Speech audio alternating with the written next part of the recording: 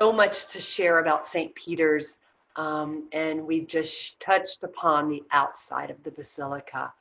As we begin to enter into the Basilica, we thought we would only share a few things, but we are going to be doing and partaking in two important encounters. We will be part of that. We will be going to the tomb of St. John Paul II, right here. And then at the very end, we will be going to the tomb of Peter. So prepare yourself to go to the tomb and pray. We will have moments of silence for that. We will enter in the holy door here, and then we're going to be going to the right. Our first stop is going to be the Pieta. From there, we're going to just continue onward, and right here is the tomb of John Paul II. From here, we'll be going out into the center of the Basilica to the Baldacchino, and where Jan will give his explanation of the four columns that you see here, and as well as the Baldacchino. After this, we will go around the Baldacchino to the altar of the chair, to the papal throne, right here. And then from here, we will walk back around, and then we will be going down into the crypt. And if we were in St. Peter's Basilica, we would go into the crypt. There's several ways to go, but if we're inside, this is the most common way. We would enter into the column here. There are stairs that go down to the crypt.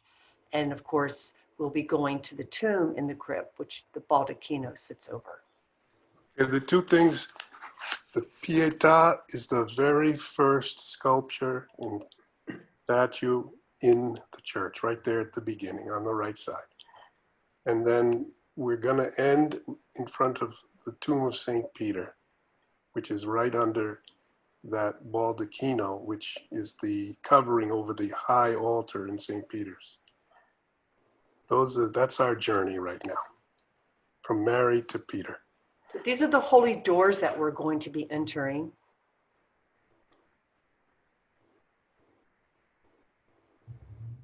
And here we are. And Jan? Thank you. If you look on the ground there's a red circle. The red is a little dark, but there's a red slab of marble. That's porphyry marble, which was reserved for the emperors. So what we're going to do now is we're going to step over that and step on top of that, because in the eyes of God, before the judgment of God, there is no distinction between king and farmer and blacksmith and stockbroker and stewardess and anything. They're all human beings, right? So we are all royalty. Now that we've purified ourselves, we enter through the gates, right? The gate is always the threshold between the profane and the sacred. We walk into the sacred space, and now we are received as kings. We can partake in the banquet of the Lord, right? We are treated as his own, as his relatives. Now, Christ was a king. That makes us kings. And so we got the imperial marble there to our feet. And we got to take a right and go to the Pieta. All right, now I have already talked too much. I'm looking at the schedule here, but I think this is. We're not worried about time as long as the flow is fine. So very good. Fine on time. All right, the Pieta is arguably one of the most beautiful statues in the world. It's arguably the most beautiful statue of Michelangelo. And by Michelangelo, and is certainly my personal favorite. So I'm a little bit subjective here, but it is an amazing piece of art. You can look at the Pieta from different perspectives. You can study it, historically, art historically, thematically, even theologically. And I want to give you kind of a little bit of a mix of all of that, of all of those features. First of all, we have to kind of acquaint ourselves with what we're actually seeing, right? We're seeing the Mother of God, so we see Mary, and we see Mary in the saddest moment of her life. She knew that this would come, right? She had the prophecy that 7 swords will pierce her heart. But it's different when you hear about it and when it actually happens. So she now receives the body of her dead son into, can we go back? Into her arms. Thanks. So this is the moment when Christ is taken off the cross. And if you actually look at this picture, just above Mary's head, you see kind of a white slab there. That's just the basis of the cross that's on the wall, that is fixed on the wall of St. Peter's behind her, behind in that chapel. And so the body of her son was taken down and was laid in her lap. And sure, he's the Son of God, but he's also her son. And so she sees him here not as the Son of God. She sees him as her son, as her baby. And you can tell because the way she's not looking at his face. She's looking at the place where his face would be if he were a tiny infant, when he was still in the creche. That's the size of the baby, and that's what she's looking at. She's looking at the face as it was small. Now it's all grown, he's all grown, and so he has suffered this tremendous passion, this tremendous suffering, this tremendous horrible death, extremely painful, and laid back into her lap. And she knows this is the end, right? She is the one that retains hope naturally. And she knows God's plan, and she has entrusted herself to God's plan, but she is asked the second fiat in her life, right? The fiat, the let it be done to me according to your word, right? The fiat. So her will is her will according to God's will. And so she does the second fiat of her life. She says, yes, I will bear the Son of God. And now she says, yes, I will let the Son of God go, my son.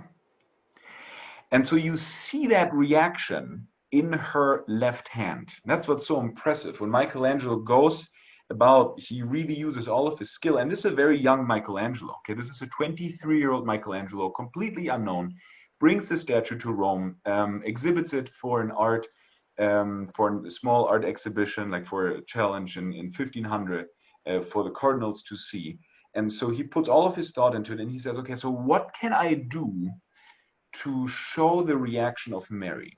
What can I do? And so he does it by showing her left hand as it is, as you see it. Her left hand on the right bottom, yeah, we can emphasize that, is open.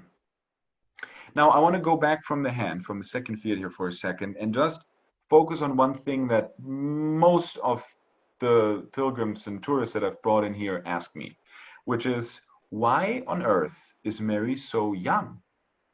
I mean, she at this point would be like at least 50, right? That she aged pretty well, right? So what happened here? And so I think there's a couple of answers that we can give to this. One is that Michelangelo's mother died very young, when he was very young, and was also a very young mother. So when she died, he would remember her as a young person. So he had no problem with remembering mother and youth together. Okay, so something that maybe today, especially in my generation, is lost. Right? Mothers are like old, but that's not what for Michelangelo, the youthfulness, the kind of vibrancy of youthful life and motherhood are one and the same thing.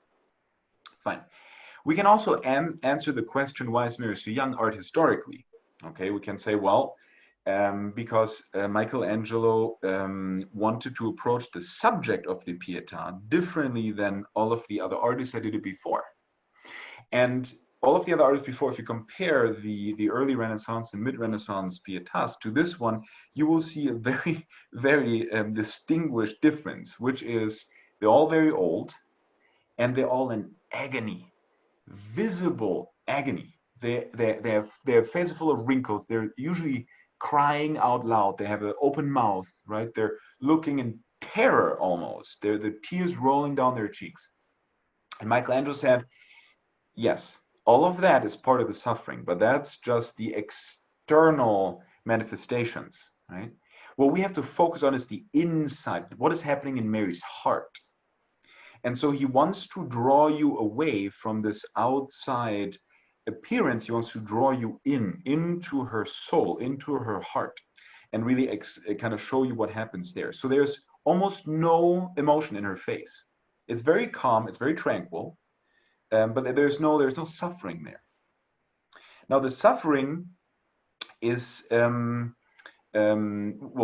talk about that in a second. So that's a second. And then the third, and this is most important, which links to the next picture, is Michelangelo's understanding of sin.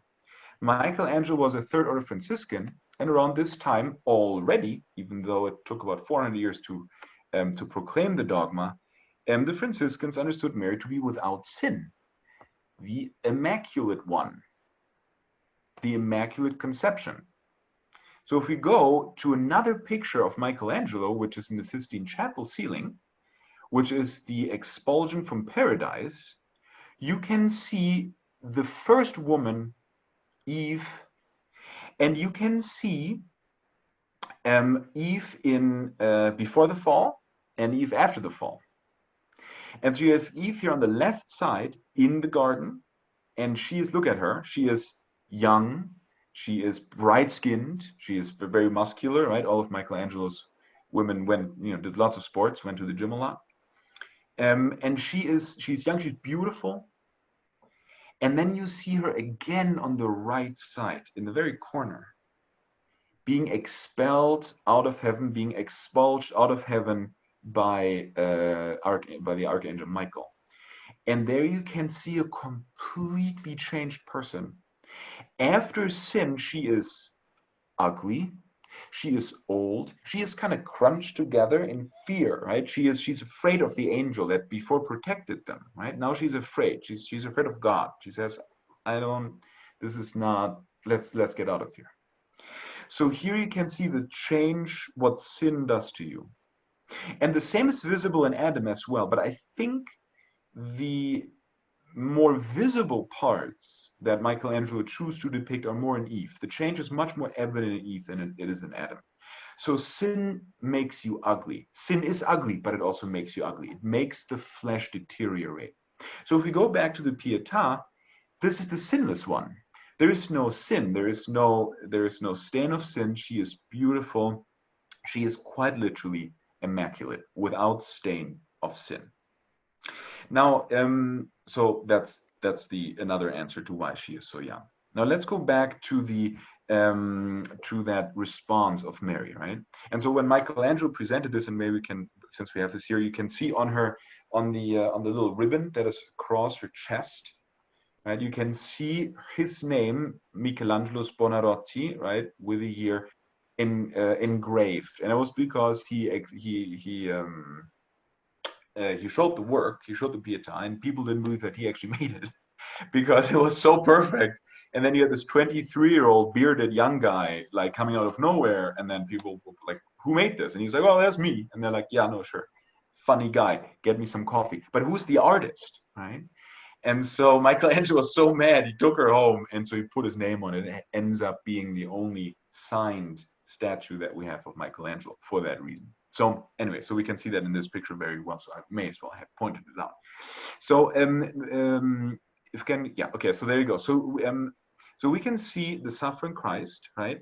And we can see his body placed on the lap of Mary. And so Mary's reaction to this moment, right? If we can go back to a total, that'd be great. And so Mary's hand opens up, right? Her left hand opens up, and she quite literally lets Jesus go.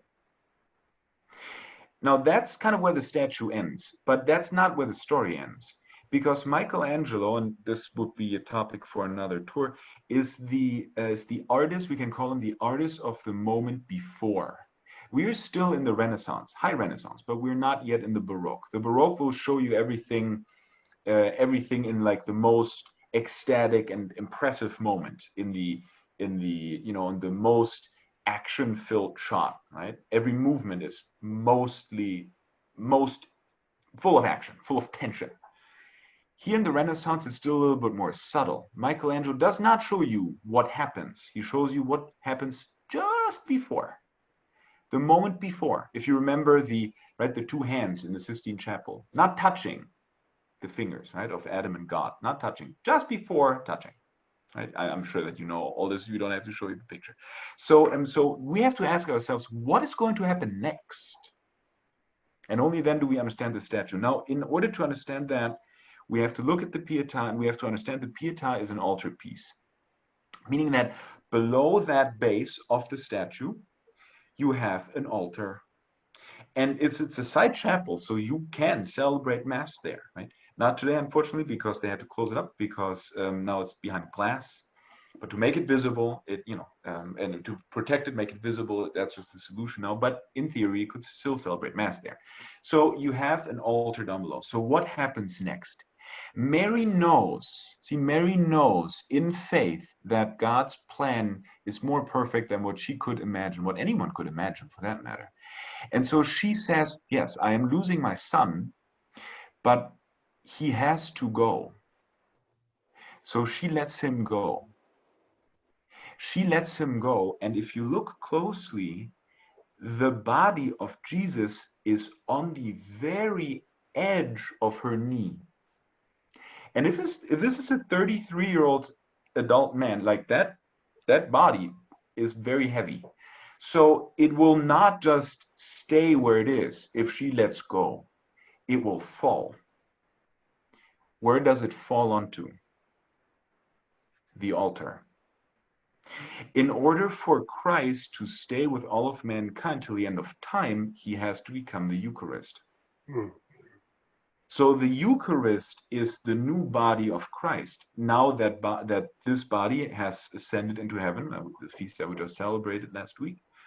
So Mary knew that, and Mary had to let him go in his form as he is now, so that he can stay with us in a different form, in the form of the Eucharist for all eternity. So this statue, which is in white marble, probably not by accident, only makes sense when you really celebrate Mass. The priest elevates the host, and you have the white host against the white background of the marble. It is Christ falling out of the lap of Mary into the hands of the priest, becoming the Eucharist.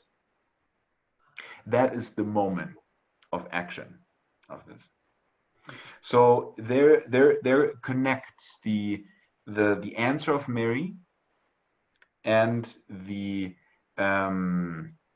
and Christ becoming the Eucharist. Now, I do have to tell you something. I have to go back to the artistic point of view. Mary is actually well. Let me say it this way. We usually appreciate artists, Renaissance, Baroque artists, or even modern artists, for how lifelike, how proportionally correct and harmonious their statues are. It's actually very funny that the body of Mary is out of proportion. So if you go back to Mary, you can see that the body is actually quite large. And if you would imagine that the body of Christ would be removed, okay, the body of Mary, the upper body, the lower body would be very different in size. So maybe we can go back to a total where we can see the lower part as well. There you go. And so look at her knees, how far they're apart. Look at her legs, they're very long. And so in fact, if Mary would stand up, she would be a gigantic woman. Michelangelo had to do that because how do you fit a whole grown man's body onto the lap of a relatively small and small built person? So Jesus basically cuts Mary in half, the body, right? And so the upper body is very petite and the lower part is very large. And so the genius of Michelangelo is not just that he could do something proportionally correct, in the correct human proportions, but also that he could not do it, but not make you realize it. Because I'm pretty sure that if I hadn't pointed out, you wouldn't have realized it. So that just as a little tiny kind of lauding of Michelangelo's skill here. So yeah, so with that, I think it is really one of the most beautiful statues. Well, Jan, yeah. I would say that it is the most beautiful statue ever produced by a human being and that the fusion that you brilliantly have described to us of her acceptance and her sorrow, her faith and her tears, makes this statue a unequaled work of art. I must agree. If I may add one more tiny detail, is in the Basilica, if you would stand in front of it, the side chapel right behind you, so on the very opposite other side of the Basilica, is the chapel of baptism. In the extraordinary form of the Roman Rite, so in Holy Mass, what was done in Michelangelo's time, and still, if you celebrate the extraordinary form still today, is when parents have their child, their baby baptized, they place it on the altar for a dedication to Mary. So here you have the Mother of God giving her son, laying it onto an altar, and you now, baptizing your own child, lay it on the altar to give it back to God, or give it back to Mary. It's it's part of the consecration to Mary. So there you also have a nice little liturgical link to us, to everyone who would baptize their children in St. Peter's. And I happen, this is not something so out of worldly. I know two couples who had their child baptized in St. Peter's. It's actually not that hard. You just have to kind of sign up for it. And obviously, you have to be here.